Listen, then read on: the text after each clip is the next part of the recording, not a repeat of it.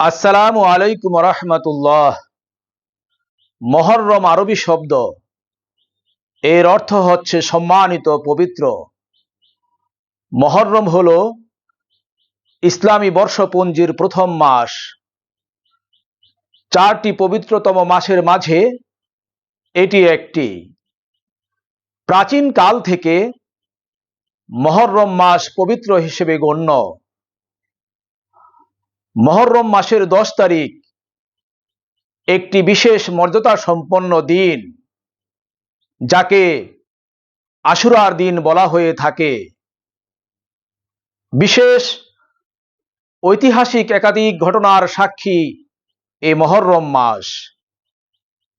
তবে এ মহররম মাস আসার সাথে সাথে নবী প্রেমিক, আহলে বায়াত প্রেমিক মুসলমানদের কলিজায় রক্তক্ষরণ হতে থাকে। কারণ কারবালায় পাপিষ্ঠ নরঘাতক এজিদ এবং এজিদ বাহিনীর দ্বারা ইমাম হুসাইন রাদিয়াল্লাহু তাআলা আনহু সহ সকল শহীদদের নির্মমভাবে শাহাদাতের কথা স্মরণ করিয়ে দেয় বিশেষভাবে এই মহররম মাসটি।